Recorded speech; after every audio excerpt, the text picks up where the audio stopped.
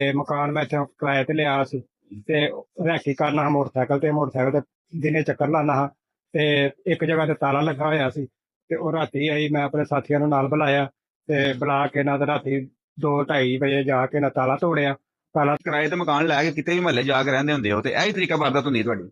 ਹਾਂਜੀ, ਜਿੱਥੇ ਸਟਾਮ ਨਾ ਦੇਣਾ ਪਵੇ ਥਾਣੇ ਦੇ ਵਿੱਚ ਤੇ ਉੱਥੇ ਕੋਈ ਵੇਖ के ना तो मकान किराए पे ले लीजिए। असल में दोस्तों इस वक्त मैं थाना सबड़याल में मौजूद हूँ और आपको बताता चलूं कि यहाँ पर बड़ी ही मशहूर डकैती चांद दिन पहले हुई थी और उस वजह से जनाब सारा ही समड़याल बड़ा परेशान नजर आ रहा था और सारे समड़याल के अंदर बड़ा होकोई राज था। यहाँ पर आज वो डकैत जो है वो गिरफ्तार हो चुके हैं पुलिस की मेहनत की वजह से। यहाँ पर पुलिस ने अपनी जो मेहनत है उसका रंग लाई है और यहाँ पर हमारे साथ डकैत मौजूद है। इन्हीं की जुबानी सुनते हैं कि ये क्या कहते हैं इस हवाले से। क्या नाम है तुम्हारा? गुलफान। अच्छा, क्या किया था? डकैती हुई है समड़याल में, कौन से महल में की थी? स्टेशन के सामने स्कूल के कोल घर थी ते मकान मैं इत्थे किराए ते लिया सी ते रैकी करना हा मोटरसाइकल ते दिने चक्कर लाना हा ते एक जगह ते ताला लगा होया सी ते ओ राती आई मैं अपने साथियों ਨੂੰ ਨਾਲ ਬੁਲਾਇਆ ਤੇ ਬੁਲਾ ਕੇ ਨਾ ਤੇ ਰਾਤੀ 2:30 ਵਜੇ ਜਾ ਕੇ ਨਾ ਤਾਲਾ ਤੋੜਿਆ। ਤਾਲਾ ਤੋੜ ਕੇ ਤੇ ਉੱਥੋਂ ਸਾਨੂੰ ਪੈਸੇ ਤੇ ਜ਼ੇਵਰ ਲੱਭਾ ਸੀ ਤੇ ਉਹ ਲੈ ਕੇ ਤੇ ਅਸੀਂ ਇਸਲਾਮਾਬਾਦ ਚਲੇ ਗਏ ਹਾਂ ਵਾਪਸ। टोटल कितने बंदे हो तुम? 3 ਬੰਦੇ ਆ ਸਾਡੇ ਤੋਂ। 3 ਬੰਦੇ ਹੋ। ਨਹੀਂ ਤੇ ਇਹ ਤੁਸੀਂ ਕਿਰਾਏ ਤੇ ਮਕਾਨ ਲੈ ਕੇ ਕਿਤੇ ਵੀ ਮਹੱਲੇ ਜਾ ਕੇ ਰਹਿੰਦੇ ਹੁੰਦੇ ਹੋ ਤੇ ਇਹੀ ਤਰੀਕਾ ਵਾਰਦਾਤ ਹੁੰਦੀ ਹੈ ਤੁਹਾਡੀ।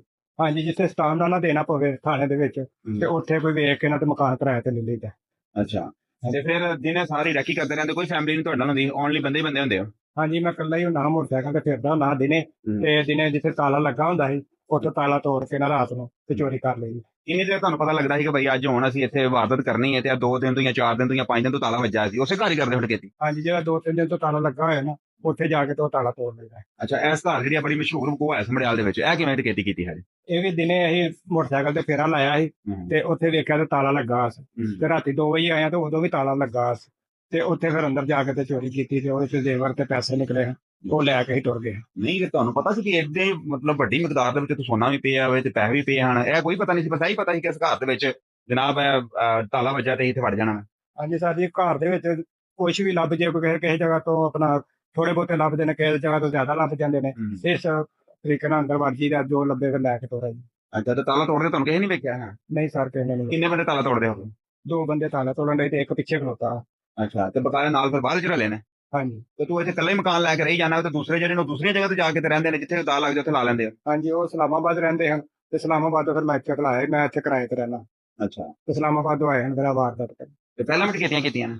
ਪਹਿਲਾਂ 1-2 ਕੀਤੀ ਹੈ ਤੇ ਉਹਦੇ ਚ ਅਸੀਂ ਫੜੇ ਗਏ ਹਾਂ ਤੇ ਉਹ ਜੇਲੋਂ 1.5-2 ਮਹੀਨਾ ਜੇਲੋਂ ਛੁੱਟ ਕੇ ਆਏ। ਤੇ ਇੱਥੋਂ ਕਿਵੇਂ ਟਰੇਸ ਹੋਏ ਹੋ? इतने सर पता नहीं लगा, 3 फड़े गया। पुलिस ने बस फाड़ लिया था ना। मैं नाज़रीन बताता चलूं कि यहाँ पर साइंसी तकनीक जो है उनके बहाव पर इनको पकड़ा गया है और पुलिस